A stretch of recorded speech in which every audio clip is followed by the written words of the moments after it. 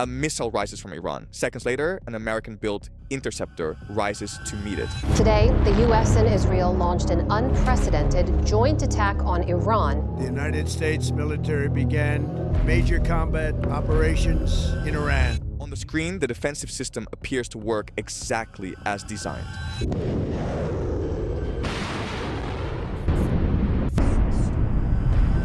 Radar finds the target, computers calculate the path, and a weapon traveling several times the speed of sound destroys another weapon in the sky.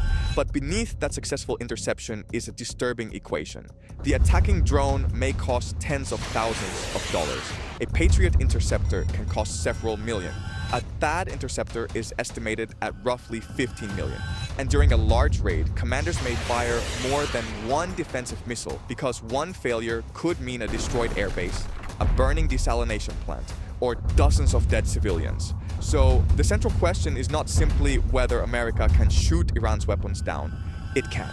The question is whether America can replace defensive missiles as quickly as Iran and other adversaries can generate new targets. Because in a long war, the battlefield is not only the sky, it is the factory floor and the calendar. Iran's barrage has exposed a weakness deeper than the price of any single interceptor. To understand it, we need to stop counting explosions and start counting production years.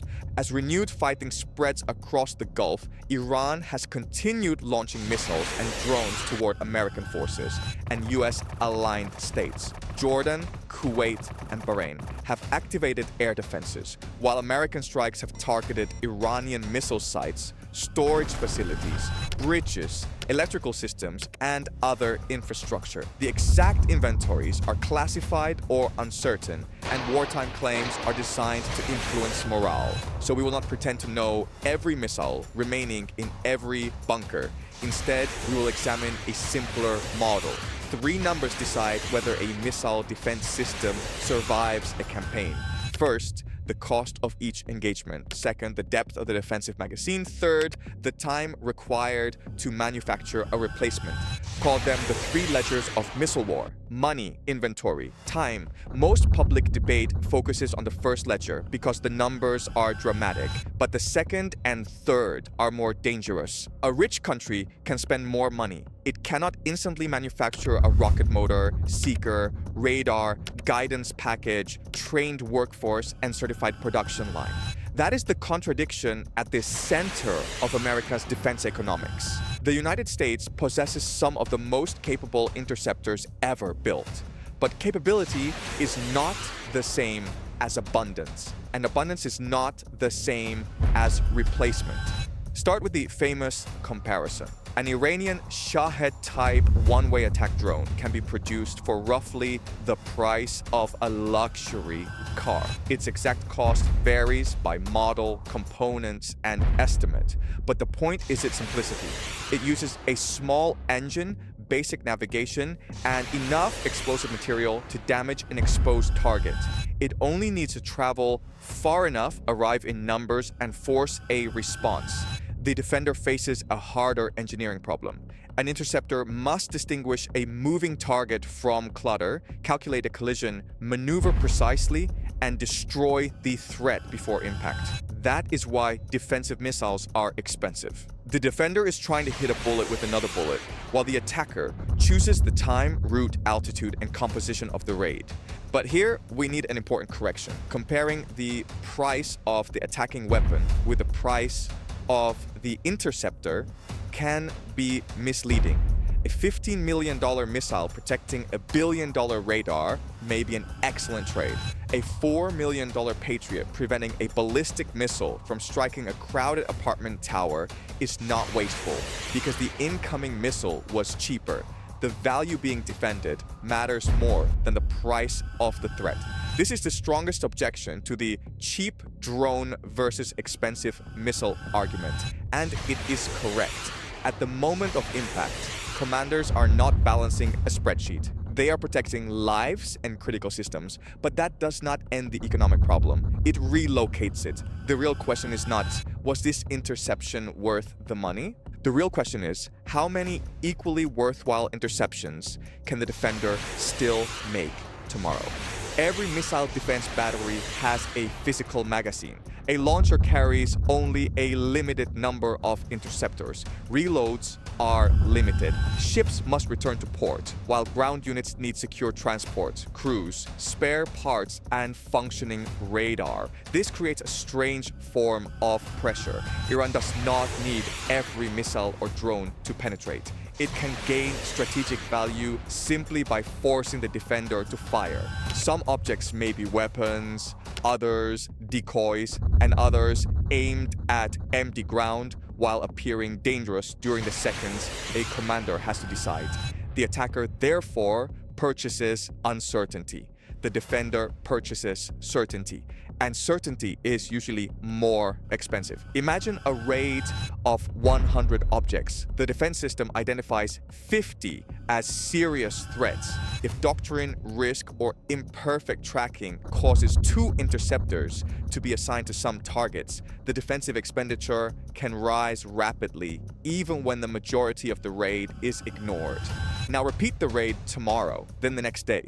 The attack is no longer designed only to destroy infrastructure. It is designed to consume decisions, flight hours, spare parts, radar life, trained crews, and missiles that cannot be replaced at the speed they are fired. This is why the word saturation is sometimes misunderstood. Saturation can mean sustained pressure across weeks, revealing which locations matter, where batteries sit, how quickly they reload, and what threats commanders let pass. Iran is not only testing the shield, it is mapping the shield's priorities. This problem is older than the computer chip. On June 13th, 1944, Nazi Germany began launching V-1 flying bombs toward Britain. The V-1 was crude, inexpensive, heavily armed, guided along a preset course, and announced by the brutal pulse of its engine. It was not accurate enough to strike a particular building. It was accurate enough to terrorize a city. Britain answered with fighters, guns, radar, searchlights, and thousands of personnel. The attacker launched a machine. The defender launched a system. That imbalance sounds familiar. But Britain did not solve the V-1 problem by asking whether a Spitfire cost more than a flying bomb. It solved the problem by redesigning the defense as a layered production system. Fighter zones were reorganized. Gun belts were moved. Radar-directed fire improved. Proximity fuses made anti-aircraft shells dramatically more effective. Barrage balloons added another low-cost obstacle, and Allied forces attacked launch sites and supply networks on the other side of the channel. The lesson was not that expensive defenses are useless. The lesson was that no exquisite platform can carry the entire burden. A sustainable shield needs layers, cheap methods for cheap threats, expensive methods for the hardest threats, passive protection for what cannot be perfectly defended, and offensive action against the launch network. By the end of the campaign, British defenses had become far more effective. But they improved because the threat forced an institutional adaptation. The system learned to spend sophistication selectively. That is precisely the adaptation the United States now needs. America's current missile shield was not built primarily for an endless stream of low-cost targets. Its most advanced systems were designed to defeat dangerous ballistic missiles with a very small margin for error. The AD engages ballistic threats at high altitude. Patriot protects forces and cities lower in the defensive stack. Aegis ships use standard missiles against aircraft, cruise missiles, and ballistic missiles depending on the variant. They are extraordinary and therefore specialized, difficult to manufacture, and produced in quantities that assumed campaigns would end before factories became decisive. Iran's strategy attacks that assumption. It mixes ballistic missiles with cheaper cruise missiles and drones, disperses launchers, uses underground facilities, and changes routes and targets. And it forces a coalition to defend not one point, but a geography stretching from Israel through Jordan and the Gulf, across air bases, ports, command centers, oil infrastructure, and desalination plants. No defense can protect everything. Once that becomes visible, the attacker gains leverage even when most weapons are intercepted, because the strategic result is not measured only in successful impacts. It is measured in what the defender must move, delay, ration, or leave exposed. Now we reach the number that changes the entire story: time. After the first 39 days of the 2026 air and missile campaign, analysts at the Center for Strategic and International Studies estimated that the United States may have expended more than half of its pre-war inventory for 4 of 7 critical munitions they examined. They also concluded that rebuilding several heavily used missile inventories would take years, not months. Patriot and THAAD were among the systems facing replacement timelines of 3 years or more under projected deliveries. Those estimates are not official inventory counts. The real numbers are classified. But the broad industrial warning is visible in public decisions. Lockheed Martin reported producing 620 P-3MSE interceptors in 2025. The company and the US government have now announced a plan to raise annual production capacity from roughly 600 to 2,000. That sounds like a revolution. It is. But the agreement unfolds across years. The same is true for THAAD. Lockheed Martin announced a framework intended to increase capacity from 96 interceptors per year to 400. Again, a major expansion. Again, not an instant refill. Factories are not menus where funding appears and missiles materialize. A surge requires machine tools, energetic materials, microelectronics, rocket motors, qualified suppliers, test equipment, skilled workers, and stable contracts. The money can be approved in Washington today. The interceptor may not reach a launcher until years later. This is the replacement gap. And once you see it, the definition of military power changes. A stockpile is the number in storage, plus the number arriving next month, next year, and during the next war. There's another reason the problem cannot be solved by calculating America's budget alone. The production line serves a global alliance system. Patriot interceptors are wanted by the United States, Israel, Gulf partners, European customers, and Ukraine. The same industrial base must also prepare for a possible conflict in the Western Pacific, where American bases and ships could face missile salvos on a far larger scale. So every interceptor fired over the Gulf has an opportunity cost. A commander should still fire at a real threat. The opportunity cost appears later when another theater asks for the missile no longer available. This turns production allocation into strategy. Should the next Patriot go to a US battery in the Middle East, to Ukraine defending its electrical grid, to an ally that signed a purchase agreement years ago, to Guam, to a training unit that must fire live missiles so crews remain qualified? These are not accounting questions. They are alliance questions. A delayed shipment weakens trust, a diversion changes another battlefield, and a reserve held for China can leave today's forces exposed. That is how a cheap barrage reaches far beyond the range of the weapon itself.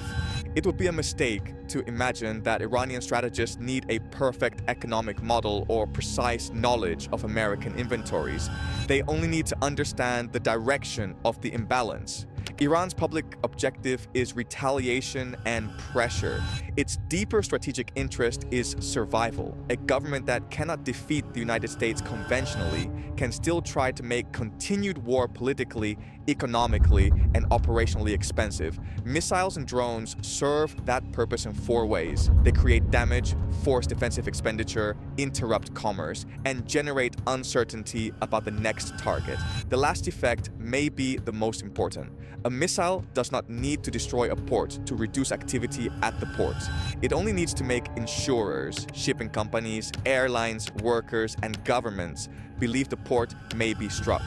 A drone does not need to demolish a desalination plant to force the defender to place scarce systems around it. A ballistic missile does not need to hit an airbase to make aircraft disperse, shelters close, and operations slow. This is coercion through overhead threat. The weapon's explosive power matters, but so does the defensive behavior it induces. Iran therefore gains something from both outcomes. If a weapon penetrates, it may damage the target. If it is intercepted, it may consume a scarcer defensive round. The defender can win the engagement and still lose part of the campaign's economic exchange. Now consider the strongest case against this argument. First, Iran's weapons are not free or unlimited. Ballistic missiles require specialized fuel, guidance systems, launch vehicles, production sites, and trained crews. American and Israeli strikes can destroy launchers, factories, storage tunnels, and command networks. Second, aircraft, guns, electronic warfare, shorter-range missiles, and interceptor drones can defeat lower-end threats. Third, the United States has a vastly larger economy than Iran. It can finance expansion, mobilize allies, and attack the source of the barrage. Fourth, a defense should be judged by what it saves. If an expensive interceptor protects a city, a carrier, or a critical radar, the exchange may favor the defender regardless of missile prices. All of that is true, and it is why the claim that Iran has simply bankrupted American air defense would be sensationalistic and wrong. The United States is not out of weapons, and Iran has not made missile defense useless. The air campaign can also reduce Iranian launch rates, and the United States is already funding cheaper counter-drone options and larger production lines. But the counter-argument does not remove the structural weakness. It confirms it. The United States is rushing to create cheaper layers because its exquisite layer cannot economically engage everything. It is expanding factories because existing production was not sized for prolonged simultaneous demand. And it is debating allocations because the same missile cannot defend Kuwait, Kyiv, and Guam at the same time. The refined thesis is therefore narrower and stronger. Iran has not broken American missile defense. It has broken the assumption that technological superiority automatically produces sustainable defense. This is the point where the entire story changes. We began with an interceptor climbing into the night sky. That moment looks like a contest between two machines. It is actually the final second of a contest that began years earlier. One side accepted simple weapons, dispersed launchers, and lower accuracy. The other demanded exquisite sensors and near-instant certainty. One side designed for volume, the other designed for performance. Neither choice is automatically correct. A crude weapon that misses is still wasted. A sophisticated interceptor that saves a city is priceless. But over time, the decisive question becomes, which system converts national resources into usable rounds faster? That is why the factory is part of the kill chain. So are the mines, rocket motor plants, technicians, cargo aircraft, and lawmakers willing to sign multi-year contracts before the emergency. In industrial war, deterrence is not the missile displayed at a parade. It is the replacement missile scheduled behind it. Iran's barrage has made that invisible schedule visible. If the United States wants to restore favorable defense economics, it needs more than larger orders for the same weapons. It needs a new architecture. The first layer is discrimination. Better sensors and software must identify which objects are genuine threats and which can be safely ignored. Every false engagement wastes a scarce round. The second layer is cheap defeat. Electronic warfare, interceptor drones, guided rockets, guns, and eventually directed energy systems must handle the lowest cost threats whenever geography allows. The third layer is passive defense. Aircraft can disperse, fuel can be hardened, radars can move or use decoys, and critical services can be duplicated. A target that survives without an interception is the cheapest successful defense of all. The fourth layer is offensive suppression. Launchers, production sites, transport networks, and command systems must be attacked, but with realism about how difficult it is to eliminate mobile weapons hidden across a large mountainous country. No layer is sufficient by itself. Together, they change the exchange. The goal is not a perfect dome. It is to reserve the rarest interceptor for the threat that truly requires it. Britain learned this against the Phi-1. Ukraine has been learning it against Russian drone waves. The Gulf is learning it now. America's advantage is that it possesses the capital, technology, allies, and industrial knowledge to adapt. Its danger is that it may confuse announcing production capacity with having missiles in the field. From here, three broad futures are possible. In the first, the current fighting remains limited. Diplomacy reduces launch rates, stockpiles begin to recover, and the war becomes a warning that accelerates industrial reform without triggering a wider regional collapse. In the second, raids continue at a sustainable but persistent tempo. The United States and its partners remain capable of defending the most important targets, but they ration coverage, move batteries, delay foreign deliveries, and accept greater risk elsewhere. This is the most subtle form of attrition because no dramatic moment announces that the balance has changed. The shield simply becomes thinner. In the third, the conflict expands. Larger salvos, attacks on production infrastructure, wider shipping disruption, or strikes on more American bases force both sides to spend faster. Under that scenario, the central limit may not be money. It may be launchers, crews, radar survivability, transport, and the years required to rebuild inventories needed for other wars. None is certain. Iran can be degraded, American output can rise, cheaper defenses can mature, and a ceasefire can change the equation. But direction matters, and the direction is clear. The age of small peacetime missile orders is ending. The military that wins the next long campaign may not be the one with the single best interceptor. It may be the one that builds an imperfect but adequate weapon by the thousand, while preserving exquisite systems for the few moments when nothing else will work. There is a danger in reducing war to economics. Behind every cost curve is a human decision made in seconds. An air defense crew watches a track move across a screen. They do not know exactly what the object carries. Firing may consume tomorrow's missile. Waiting may kill people tonight, so they fire. Far away, a family hears the interception overhead and never learns the serial number of the missile that protected them. Farther away still, a machinist begins a shift producing the replacement. That replacement will pass through hundreds of hands before it reaches a launcher, perhaps years after the decision that made it necessary. This is why the economic contest matters. Not because a human life can be priced against a missile, it cannot. It matters because a defense that cannot be replenished eventually forces commanders to choose which lives, bases, cities, and allies receive protection. At the beginning, we asked whether Iran's cheap barrage had broken America's defense economics. The answer is not that America can no longer defend itself. The answer is that the old model, small inventories of exquisite weapons replenished by slow peacetime factories, has collided with an age of mass-produced attack. The interception may still be a victory, but victory now has a delivery schedule.